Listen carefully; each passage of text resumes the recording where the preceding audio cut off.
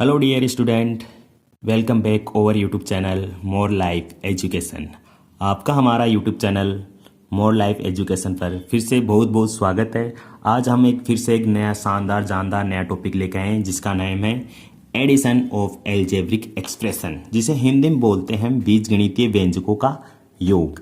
ठीक है, आज हम बीजगणितीय व्यंजकों यानी उनका एडिशन करना सीखेंगे, यानी इनका योग करना जोड़ना सीखेंगे हम कैसे क्या होता है। ठीक है, जैसे सबसे पहले हम एक व्यंजक लेते हैं, यानी एक व्यंजक लेते हैं जिसे हम ट्रम यानी पद भी बोलते हैं। ये पद भी होता है, व्यंजक भी कहलाता है, बीजगणितीय व्यंजक भी है।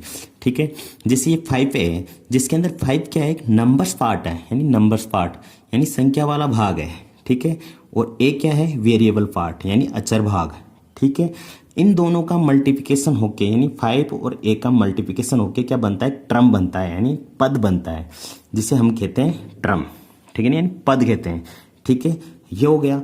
अब जैसे हम एग्जांपल लेते हैं एक और। ठीक है, अब ये एग्जांपल में है 4x + 7।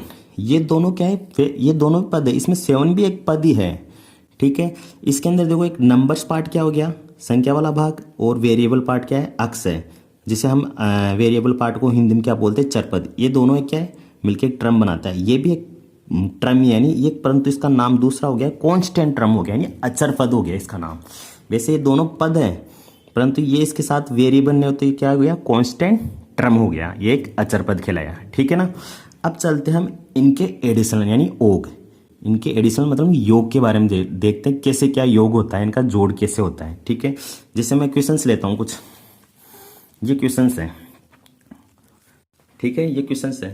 जैसे ये क्या है, ए और ए, यानी इसमें क्या है, सेम वेरिएबल है। सेम वेरिएबल मतलब चर क्या है, सेम है, दोनों में सेम है। जैसे आप ऐड करते हो, संख्या वाले को संख्या वाले से जोड़ देते हो, जैसे मैंने कर दिया 2 + a, तो ये जुड़ेगा थोड़ी, ये नहीं जुड़ेगा, इसका आंसर यही रहेगा, इसका आंसर यही रहेगा। अब जैसे संख्या 2 आ गई, 2 + 2, फिर प्लस क्या आ गया, ए आ गया। अब संख्या वाले तो संख्या वाले के साथ जुड़ जाएगा, क्या आ गया, 4, और एक इसके साथ जुड़ गया, परंतु ये ए ऐसे ही रहेगा, तो इसका आंसर ये हो जाएगा। ठीक है, समझे क्या, समझे ना आप। जैसे ये क्या है, 2 + a, तो ये जुड़ेगा थोड़ी, यानी संख्या क्या होगी, संख्या के साथ ही जुड़ेगी। ठीक है, और वेरिएबल वेरिएबल के साथ जुड़ेगा। जैसे 2 + 2 + a, तो संख्या क्या होगी, संख्या के साथ जुड़ के क्या हो गई, 4, और एक किसके साथ जुड़ेगा, किसी के साथ नहीं जुड़ेगा, प्लस में a कर दिया, ये आंसर हो गया अपना यही। ठीक है, वैसे ये क्या है, a + a, यानी कितने ए, इसके पास भी 1 है, इसके पास भी 1 है, तो कितने ए हो गए, 2a। ठीक है, आगे आयो। अब इधर देखते हैं अपन, जैसे आ गया 4x + 3x, यानी इसके पास ही वेरिएबल है, इसके पास भी वेरिएबल अक्स है, यानी दोनों का वेरिएबल क्या है, सेम है। तो सेम होगा तो जुड़ जाएगा, सेम नहीं होगा तो नहीं जुड़ेगा, वो वहीं रहेगा आंसर। ठीक है, जैसे 4x + 3x कितने, 4 और 3 7x, क्या हो गया, 7x। ठीक है, अब आगे देखते हैं, जैसे 4x + 2y, क्या आया, 4x + 2y, इसके अंदर वेरिएबल क्या है, x है, और इसमें क्या है, y, यानी वेरिएबल अलग अलग हो गए, इनके वेरिएबल क्या हो गए, अलग अलग, चर क्या हो गए, अलग अलग हो गए, तो ये जुड़ेगा नहीं, ये इसका आंसर यहीं रहेगा। इसका आंसर क्या होएगा, 4x + 2y, इसका आंसर यही रहेगा। ठीक है, जैसे इसमें बताया था, संख्या होती संख्या वाले सेम सेम जुड़ जाते हैं, वेरिएबल अलग रह गए तो अलग हो गए। ठीक है, अब जैसे इसमें आते हैं लास्ट वाला क्वेश्चन, अच्छा क्वेश्चन है। जैसे इसमें वेरिएबल क्या है, 3x + 2y + 4x + 5y, ये है। अब इसमें वेरिएबल सेम कहाँ कहाँ है, एक तो ये रहा, इसके साथ भी x है और इसके साथ भी x है, इसकी भी पावर 1 है, इसकी भी पावर 1, तो वेरिएबल ये दोनों तो क्या हो गए, सेम सेम है, तो ये जुड़ जाएंगे। 3 और 4 कितने हो गए, 7x। अब ये बच गया, ये क्या है, इसके साथ वेरिएबल y है और इसके साथ y है, यानी सेम वेरिएबल वाला सेम के साथ ही जाएगा। ये क्या है, 2 + 5 कितने हो गए, प्लस के 7y, ये अपना आंसर हो गया। ठीक है, आई होप आपको इस बेसिक क्वेश्चन समझ में आ गया। अब इससे थोड़ा लेवल देखते हैं। ठीक है, अगला क्वेश्चन है इसका, जैसे अगला क्वेश्चन ये वाला है, ये दे दिया, ऐड करना है इसको, यानी 4x + 7y + 5x + 6y। ठीक है, अब मैं कोष्टक खोलता हूँ, आप बोलते हैं सर कोष्टक के बाहर में क्या होता है, मल्टीप्लाई होता है। सही बात है, मल्टीप्लाई होगा। अब जैसे ये 4 ये पूरा, इसके बाहर कोई संख्या नहीं है, इसका मतलब 1 मान लेते हैं, 1 से कोई संख्या इंटू तो वही संख्या आती है, तो 4x प्लस 7y, यानी इसके बाहर कोई संख्या नहीं है, 1 ही मानते, ज़्यादातर 1 ही रहेगी और कोई अदर संख्या लेगी भी नहीं, अदर संख्या लेंगे तो गलत हो जाएगा। तो इसके पास बाहर क्या है, 1 छुपा हुआ रहता है, 1 हिडन रहता है, छुपा हुआ। ठीक है, अब ये क्या है, इसके बाहर क्या है, प्लस, इसका मतलब प्लस से इंटू होगा, ये भी प्लस है, ये प्लस है, तो क्या हो गया 5x प्लस के, और ये भी प्लस, ये भी प्लस, प्लस के 6y। ठीक है, अब वेरिएबल सेम वाला एक साथ जाएगा, यानी वेरिएबल चर पर जो सेम है ना जिसका, वो उसके साथ जाएगा। ये 4x है और यहाँ भी क्या है 5x है, x दोनों में, तो ये जुड़ जाएंगे 4x और 5x 9x।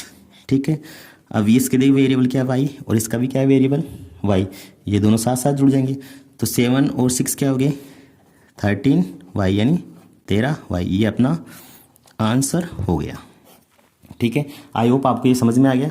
अब इसकी है ना 2 विधियाँ होती हैं, एक तो होती है हॉरिजेंटल मेथड यानी क्षैतिज विधि, एक होती है कॉलम मेथड यानी स्तंभ विधि। पहले हम देखते हैं क्षैतिज विधि यानी हॉरिजेंटल मेथड यानी क्षैतिज विधि देखते हैं इसकी। अब इसके अंदर क्या है, ऐड करना है, अपना ऐड वाला सेक्शन चल रहा है, अभी सब्ट्रैक्शन तो बाद में देखेंगे, अगले वीडियो में आपको सब्ट्रैक्शन के बारे में बताएंगे, पहले ये ऐड वाला देख लेते हैं। ठीक है, अब देखो ऐड में इसमें देख, यहाँ कोमा लग रहा है, देखो 6a plus 8b minus 7c comma 2b plus c minus 4a and a minus 3b minus 2c। अपने को ऐड करना है इसको, तो ऐड करते हैं क्षैतिज यानी एक सीधी रेखा में ऐड करेंगे इनको। ठीक है, क्षैतिज का मतलब एक सीधी रेखा में ऐड होगा इसके। तो पहले लिख दिया मैंने 6a plus 8b minus 7c, coma की जगह क्या लगेंगे प्लस का निशान, 2b plus c minus 4a and की जगह प्लस का निशान, a minus 3b minus 2c। यानी आपके कोमा एंड कुछ भी है और क्वेश्चन में बोल दिया ऐड करना है, तो जहाँ भी कोमा और एंड वगैरह कुछ भी है ना, वहाँ प्लस का निशान लगाना आपको। ठीक है, अब देखते हैं सेम वेरिएबल वाला कौन कौन सा है। देखो मैं अब ऐसे करता हूँ, मैं सेम वेरिएबल वालों को पास पास में ला देता हूँ। ठीक है, जैसे यह क्या है 6 है, पहले ए ले लेते हैं 6 है, अब ए कहाँ है और ए के रहा, इसके साथ क्या है माइनस का 4a और कहाँ है ए वाला, ए के रहा प्लस का ए, और थोड़ी ए वाला नहीं है, यानी सेम वेरिएबल पास पास में आगे। अब लेते हैं बी वाला क्या है, प्लस का 8b और कहाँ भी ए के रहा प्लस का 2b और कहाँ दिख रहा है, ये रहा माइनस के 3b। यानी सेम वेरिएबल वाल को पहले पास पास में कर दिया मैंने। फिर आते हैं सी पर, एक तो क्या है माइनस के 7c, एक प्लस के c और एक माइनस के 2c। ठीक है, इनको पास पास में ला दिया। अब देखो ये क्या है 6a माइनस के 4a और प्लस के a, यानी सेम वेरिएबल है, तो ये 6 प्लस वाले को ऐड कर लेते हैं। 6 एक 7 है, 7a में से 4a गए तो 3a, क्या बच गए 3a, ये तो हो गया ए वाला। अब चलते इसमें, ये क्या है 8b प्लस में और 2b भी प्लस में और माइनस में क्या है 3b, यानी पहले प्लस वाले को जोड़ देते हैं। 8 2 कितने में 10b में से क्या है 3b माइनस हो रहा है, 10 में से क्या हो रहा है 3b माइनस हो रहा था, कितने बचे 7b, किसके बचेंगे प्लस के, क्योंकि 10b किसका है प्लस वाला है, इसलिए प्लस के 7b। ठीक है, अब ये हो गया। अब चलते सी वाले वेरिएबल में, यानी सी क्या है अचर पद, इसमें देखो माइनस के 7c प्लस के 1c और माइनस के 2c। तो माइनस के देखो कौन कौन से, माइनस का 7c है और माइनस के 2c है, माइनस वाले को भी जोड़ लेते हैं।